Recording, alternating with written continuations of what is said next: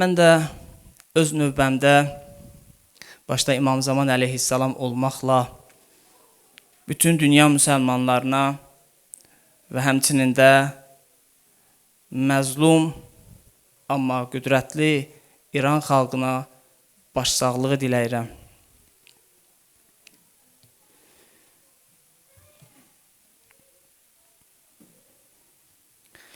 Aləmdə hər nə yaradılıbsa, yaradılan hər bir şeyin öz vəzifəsi var. Hər nə yaradılıbsa, istəyir bu insan olsun, istəyir bu heyvan olsun, istəyir bu bitki olsun və s. Hamısının vəzifəsi var və hamısı gərək öz vəzifəsini icra eləsin. İnsanların bir vəzifəsi, heyvanların bir vəzifəsi. Bəs bu vəzifələri biz hardan bilirik? Hardan oxuyuruq belə bir vəzifələr var? Quran-ı Kərimdən. Çünki hər bir ağıllı varlıq öz ağlı vasitəsilə bu nəticəyə gəlir ki, bu aləm boşu-boşuna deyil. Mütləqdir bu aləmi idarə edən bir varlıq var. O varlıq da özü bir nümayəndə göndərib bu məsələni daha da asanlaşdırıb bizim üçün. Buyurur ki, bəli, o mənəm, sizin Rəbbinizəm, bu mənim peyğəmbərimdir, bu da kitabımdır və bu da sizin vəzifələrinizdir ki, gərək icra eləyəsiniz bunları, yerinə yetirəsiniz. Biz Quran-ı Kərimə baxdıqda görürük ki, Allah-u Teala orada heyvanlar barəsində buyurur ki, mən onlara vəhiy eləmişəm. Və onlar öz vəzifələrini tanıyırlar, bilirlər. Məsələn, buyurur ki, çox sağ ol. Və Rəbbin bal arısına vəhiy etdi. Dağlarda, ağaclarda və qurulan çadırlarda evlər götürün. Yaşayın orada, özünüzə ev düzəldin orada. Biz vəhiy elədik. Biz bunları görürük ya görmürük? Görürük də. Çardaqlarda, evlərdə. Görürük ki, bunlar gedirlər, özlərinə yuva qururlar, yaşayırlar. Allah necə əmr elib o işi də görürlər. Allah buyurur ki, sən bal düzət, o da Allahın əmrinə itaat edir, o işini görür. Hər nə baş versə də, istəyir zəlzələlər olsun, istəyir tufanlar olsun. Digər məxluqlarındakı odur da, öz vəzifələri icra edirlər. Allah deyir, onlar özləri bilir, onlarla işiniz olmasın. Mənim işim sizləndir, siz insanlarlandır. Siz bilmirsiniz. Mən burada bu kitabda vəzifələrinizi sizə tanıdıram. Sizin vəzifəniz oxumaq, bilmək və əməl etməkdir. İnsan yalnız əməlini tanımaqla, bəli tanıdım, bildim deməklə kifayət olmaz. İmam Rıza əleyhissalam buyurur ki, imanın şərti 3'dür. Dildə iqrar eləmək, yəni dili ilə demək, qəlbində iman gətirmək, 3-cü ona əməl etmək, icra etmək. Əgər insan öz vəzifələrini başlaya, tanıya, iman gətirə, amma əməl eləməyə, onda heç bir faydası yoxdur.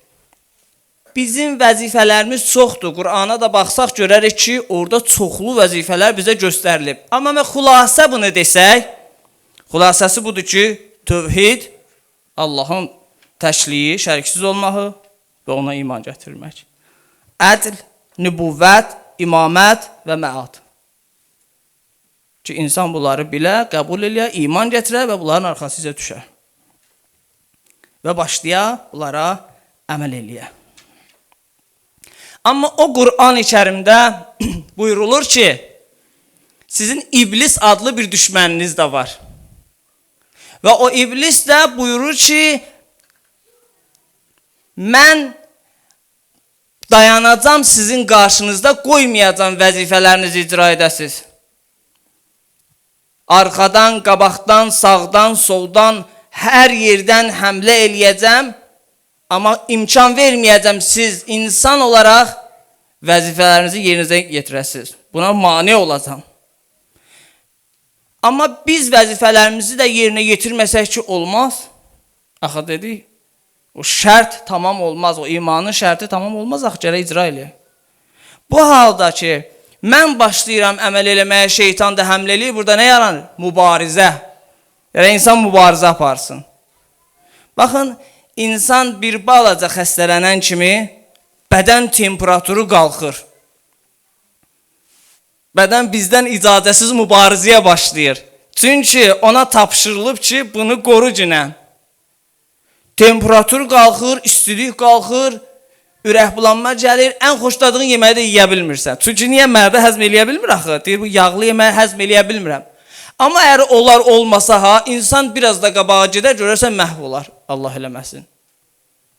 Amma bu Allahın bir lütfidir ki, bu mübarizəni vücudumuzda qoyub. Deməli, mübarizəsiz həyat yoxdur.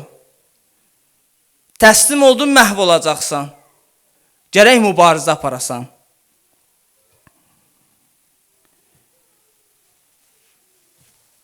Bir sıra insanlar var ki, Allah eləməsin, görürsən ki, ağrıyır, həkimə getmir uzun müddət. Bir 5 il, 10 il üstündən keçəndən sonra gedir həkimə, həkim deyir ki, Allah iraq eləsin. Məsəl üçün, bu xərçəng imiş. Başı ağrıyırmış, məsələn. Getmirmiş, ya qolu ağrıyırmış. Həkim nə deyir? Deyir, iş işdən keçib artıq. Sən məhv olmusan. Geri qaytarmaq olmur. Ona görə insan əgər öz daxilində mənəvi problemlər görsə, dərhal neynəsin? Gərək buna mübarizə aparsın. Bu mübarək Ramazan ayda elə ondan ötəridir. Bəndə ola bilər ki, deyər sabah, o qədər işimizi sabaha salırıq ki. Bu paçlıq məsələsində ola bilər, deyərik, gələn il, o bir il. Allah gətirir məcburən bir dənə Ramazan ayı qoyur.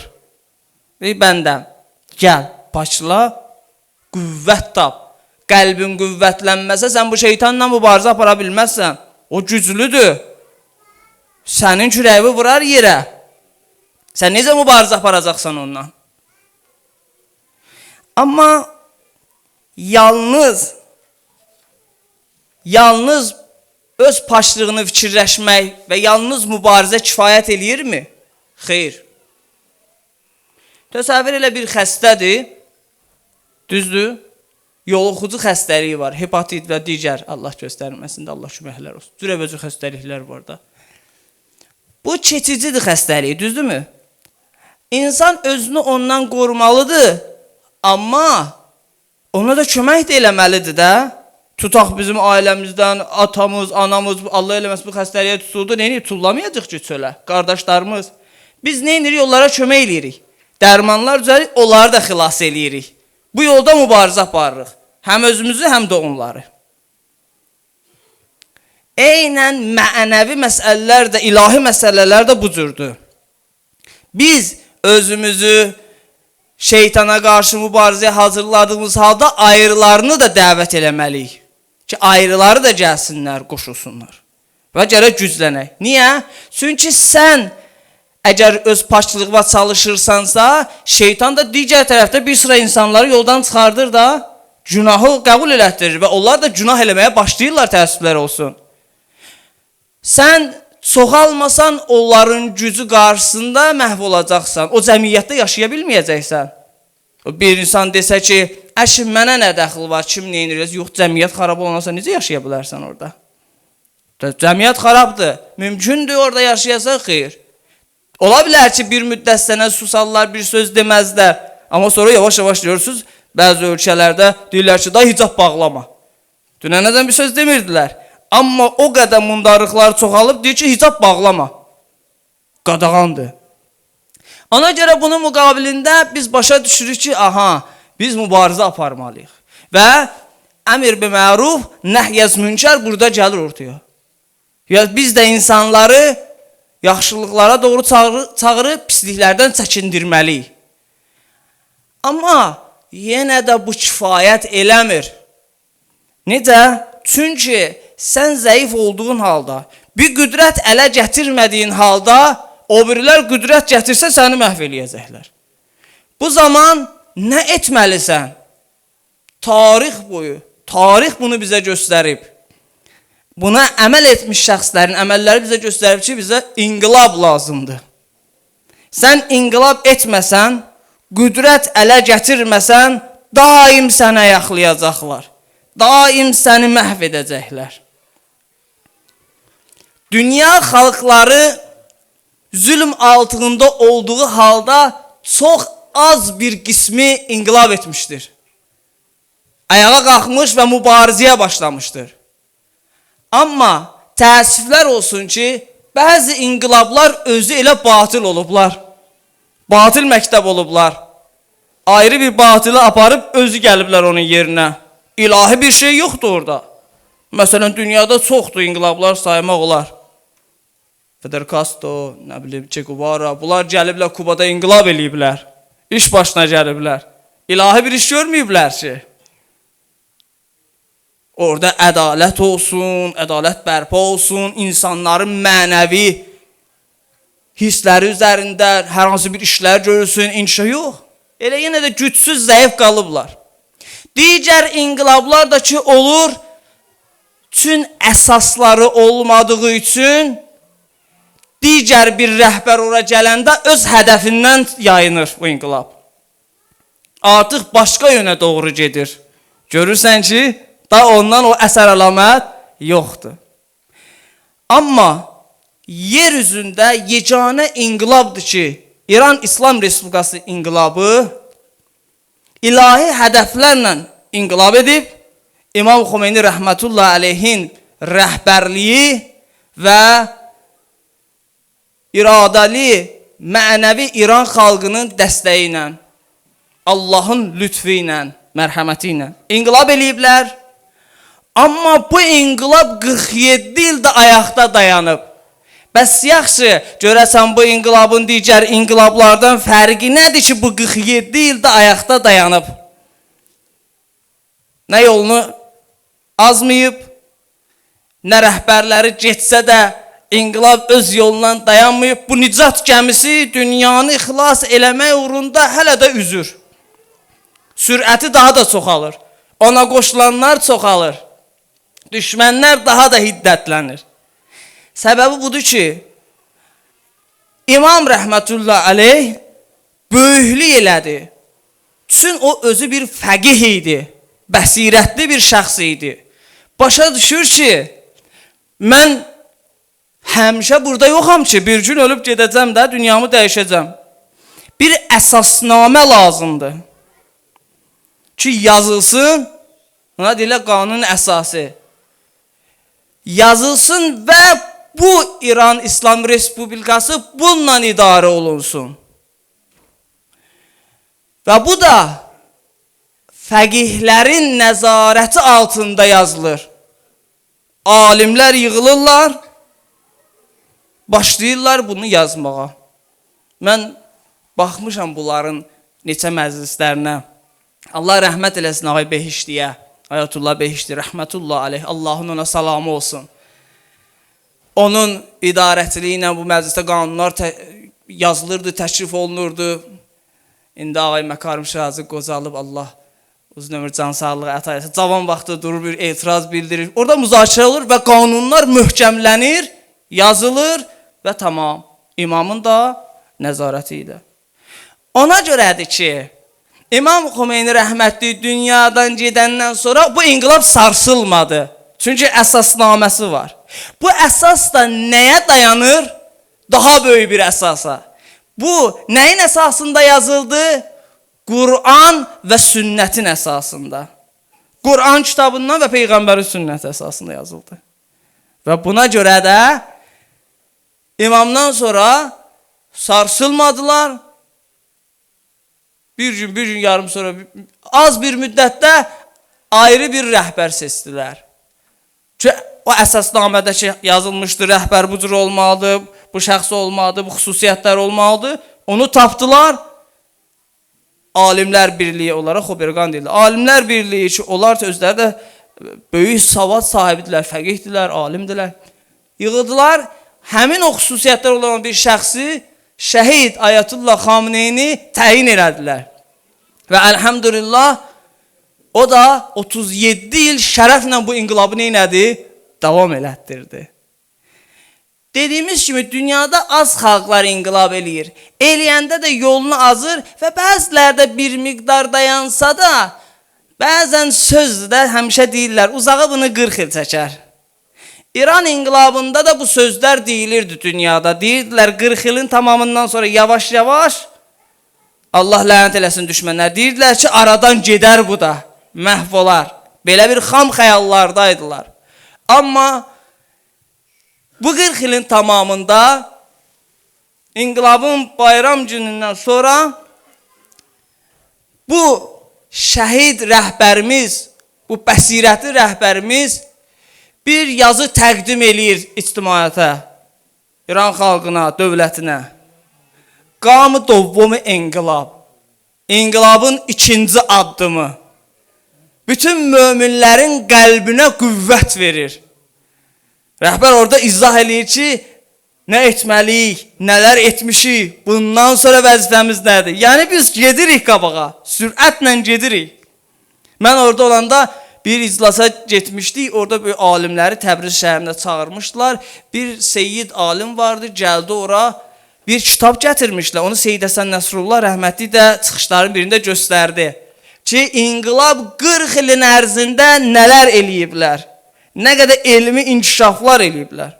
Həmin o inqilabın ikinci addımı adlı yazıda rəhbərimiz deyir ki, biz inqilab eləyəndə heç bir təcrübəmiz yox idi. Və bir şəxslər yox idi ki, biz onların təcrübələrindən istifadə eləyək. Biz sıfırdaydıq. Elmi cəhətdən, təcrübi cəhətdən biz sıfırdan başladıq. Sıfırdan başladıq, meydana gəldik və bu işləri gördük. Və sürətlə dünyada lazım olan yeri tutduq. İnkişaf elədik. Bunları deyəndən sonra da o böyük şəxs deyir, amma mən bununla da yenə razılaşmıram. Daha da gərək bundan yuxarı gedək. Daha da inkişaf eləyək. Amma dünya bunu istəmir. Niyə? Çünki İblis də öz tərəfdarlarını qüdrətləndirir ki, neynəsin? Bu inqilabı aradan aparsınlar. Onlara zərərdir, gərək aradan gedə. O bir filmlərdən bir fragment var. Mən ancaq orasını görmüşəm. Gəmi dəniz polisdə xəbər verirlər ki, dənizin ortasında 5-10 nəfər nəsə iş görürlər. Bu yaxınlaşır sürətlə ora qayıqda o komandir soruşur ki, nə iş görürsünüz orada?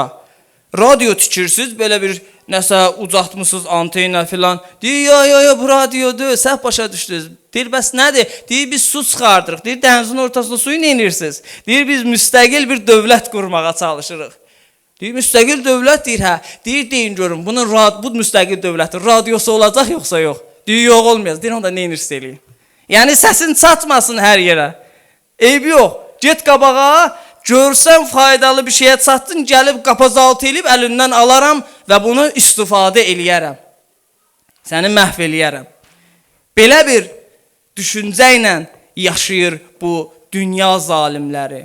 Amma həm imamın tədbiri, İmam rəhmətlinin tədbiri və həm İmam Xameneyinin tədbirləri səbəb oldu ki, inqilab bu günə qədər ayaqdadır və ayaqda da qalacaq inşallah Allahın izni və iradəsi ilə.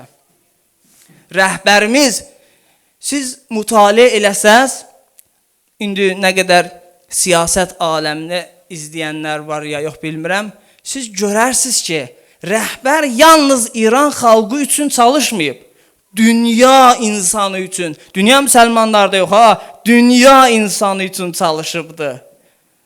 Rəhbərimizin Avropalı tələbələrə, gənclərə yazdığı məktublar da var. Onları da dəvət edir ki, gedin İslamı, həqiqi İslamı araşdırın, həqiqi mənbələrdən oxuyun. Sizə verilən yalan mənbələrdən oxumayın. Onda siz görəcəksiniz həqiqət nədir. Bu günləri də artıq bu İran İslam inqilabı öz sərhədlərini aşmış. O tərəfdən Yəməndən tut, bu tərəfdən Lübnanacan gedibdir. Bəzi ölkələrin də içində insanlar var. Eynən rəhbərimizin dediyi kimi ki, dünyanın hər yerində bəsizlər var. İslam bəsizlər, yəni İslam könüllüləri var ki, qəlbləri bizləndir. Amma nə biz onların dilini başa düşürük, nə də onlar bizim dilimizi başa düşür. Burada başa düşülən nədir? Eşq, ilahi eşq, ilahi məhəbbət, ilahi hədəf, Allahın bizdən istədiyi. Şeyx Zaqsaqi deyir, mən inqilabda gördüm, bir kişi çıxıb peyğəmbər kimidir, peyğəmbər kimi sözlər danışır. Bu kimdir? Durdum, gəldim, səfər elədim, tanış oldum, qayıtdım, dərs oxudum. 14-15 milyon insan indi həmin əqidədə, onun yaşadığı bölgədə neynirlər? Yaşayırlar, yaşamağa davam edirlər. Və bu insan Fələstin uğrunda 5-6 dənə övladını şəhid verib. Gör necə şücaətlə dayanıbdır. Deməli, rəhbərimiz həqiqətən də doğru buyurur. Bəzi insanlar fikirləşirlər ki, görəsən dəyərmi? Bəzən narahat olurlar ki, bəs bu boyda şəxsiyyət dünyadan getdi. Bunlar təbiidir. Bunlar həyatın qanunudur. Gərək olsun. Yəqin heyvanlar aləmində bəzən o videolar çəkirləri izləməmiş olmazsınız. Məsələn, birini misal çəkim, tısbağalar, suda yaşayan tısbağalar. Onlar artmaq istəyəndə suyun kənarına çıxırlar, qumu qazırlar, yumurtalarını qoyurlar, çoxlu sayda, 100, 200 yumurtalarını qoyurlar, bastırırlar, suya qayıdırlar. Onlar sudan çıxanda və quruya tərəf hərəkət eləyəndə ki, getsinlər qumda yumurtalarını qoysunlar, göydə qartallar bunları görürlər. Şahinlər, qartallar bunları görürlər. Və görürlər ki, bunlar hərəkət eləyir. Və şığıyırlar, caynaqları ilə bunları götürüb, səmaya qaldırıb, qayalığa tərəf gedib, oradan yerə çırpırlar. Bu, ora çırpılanda bu tısbağa dağılır, bu, o da gedir onun içalatını yiyir. İndi, əgər bu tısbağalar bu təhlükədən qorxsa və başını öz o qabından çölə çıxartmasa, hərəkət eləməsə, nə olacaq? Yenə də məhv olacaqlar. Uzağı özü də bir 50 il, 60 il, 100 il yaşayacaq, hər nə qədər istəyir yaşayacaq, tək yaşayacaq və məhv olacaq. Vəzifəsini icra eləməsə, məhvə düçar olacaq. Amma bunlar nə edirlər? Öz vəzifələrini icra edirlər, başlarını çıxardılar, ya Allah, hərəkət edirlər, yumurtalarını qoyurlar, qayıdırlar. Da burada nə qədərsə sağ qaldı, qaldı. Vəzifəsini icra edir. Hətta balaları da çıxanda, çıxırlar, balaca olurlar. Suya tərəf gedəndə ya günün şiddətindən ölürlər, ya da ki, yenə də o qartallar və şahinlər gəlir, onları bir-bir götürür, da onlar da balaca olur, ayrı ət yeyən quşlar da onları yiyə bilirlər. Bunlar olmasa, mübarizə olmasa, onsuz da məhv olacaq. Biz deyək ki, yox. Bu günləri diqqətli olmaq lazımdır. Bu inqilabın ikinci addımı yazısında rəhbərimiz buyurur ki, hər kəs öz vəzifələrini tanıyıb, gərək vəzifələrini icra eləsin. Baxın əzizlər, bu günləri bir vəzifəmiz də öz səhvlərimizi bəlli etmə vəzifəsidir. Əgər biz öz səhvlərimizi bəlli eləməsək, kimin yanında olduğumuzu, nəyin yanında olduğumuzu, kimlərlə olduğumuzu bəyan eləməsək, həm öz qəlbimizə, həm dilimizdə deməsək, həm əməldə göstərməsək, məhv olacaq. Mümkün deyil. Bu dünyada bir haqq var, bir də batil var. Sən deyə bilməzsən, mən nə haqqam, nə batil. Ola bilər biri inqilabın içində yaşayır, deyir, sizlə düşmənçiliyim yoxdur. Bu işlər də deyir, sizlə düşmənçiliyim yoxdur. Amerikaya da ləbbeyk, İranda da ləbbeyk. Buna deyərlər münafiq, küsvətli. Həqiqəti yoxdur, gizlənibdir o. Bəs yaxşı, münafiq kimin qrupundandır? Şeytan, Quran deyir ki, olar şeytanın qrupundandır. Yəni, mümkün deyil ki, sən deyəsən ki, mən ondan deyiləm. Sən öz əməlinlə, öz hərəkətinlə axır əvvəl bəlli eləyirsən.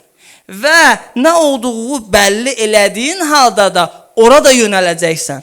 Orada yönəlib məhv olacaqsan orada. Əgər haqq yolunda qərar tutsan, haqqın tərəfində qərar tapsan, izzət tapacaqsan. İzzətlənəcəksən.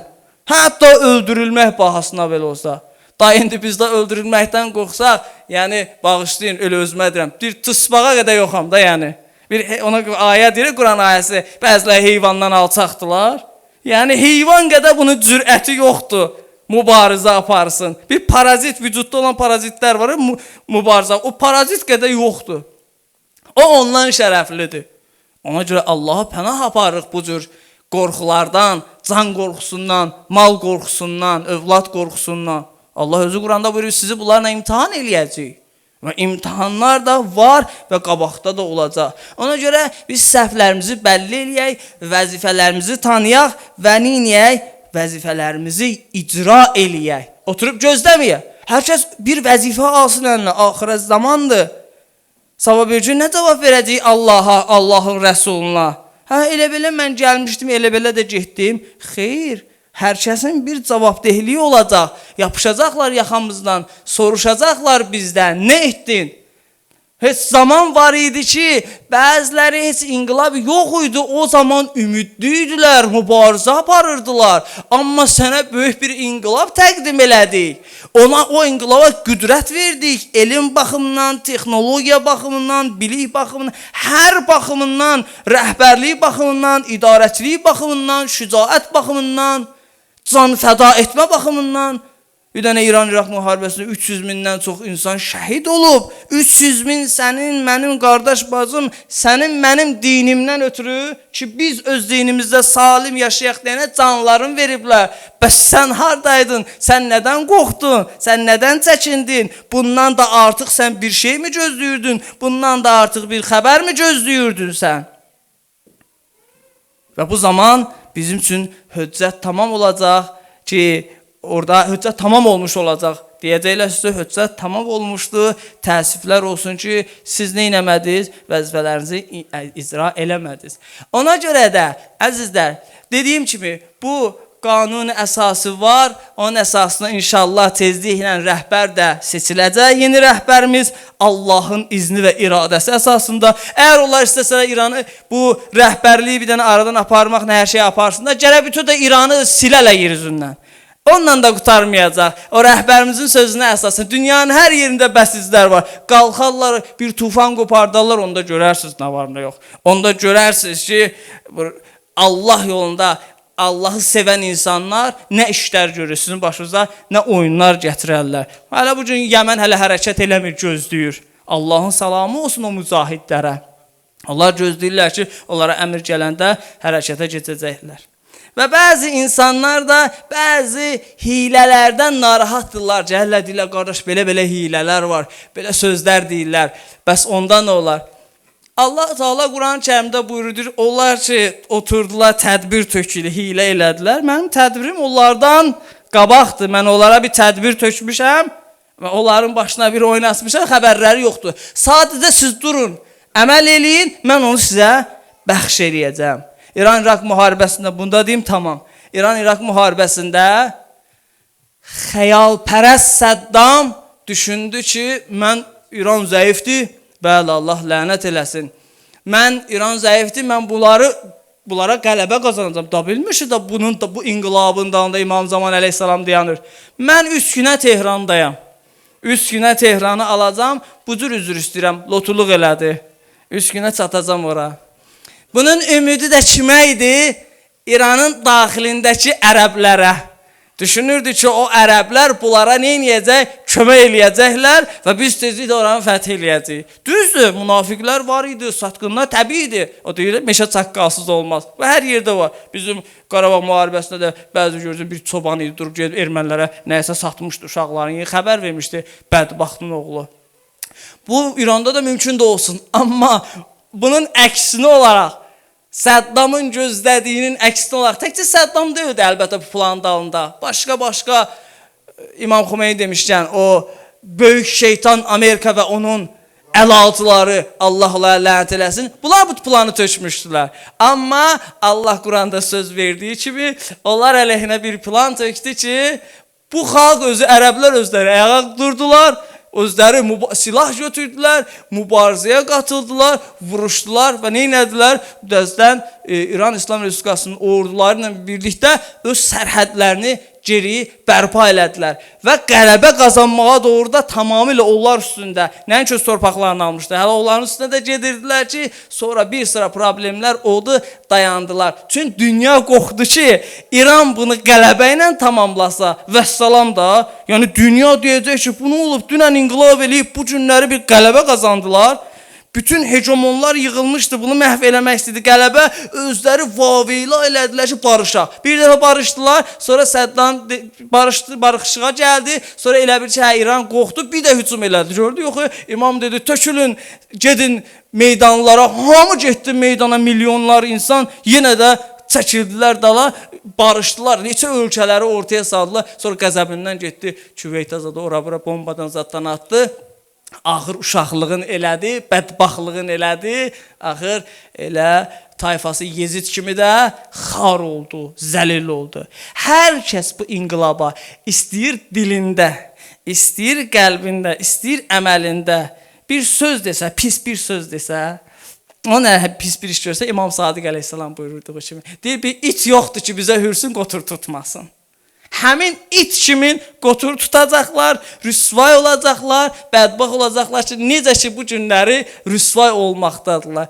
İran tək başına bölgədə 7-8 dənə ölkənin daxilində böyük şeytan Amerikanın mövqeylərinə zərbə vurur, heç kim də bir söz deyə bilmir. Yalnız başlayırlar şantaj filan, bunlar da keçib gedəcəklər. Bu Səddamın misalını ona görə çəkdim ki, bəziləri bəzi şeylərə ümid bəsləyirlər. Allah olaraq xirdəklərində qoyacaq inşallah. Allah and verim izzət cəlalına, bizlərin axirət və aqibətimizi xeyr eləsin inşallah. İnşallah 3 dənə dua eləyəcəm.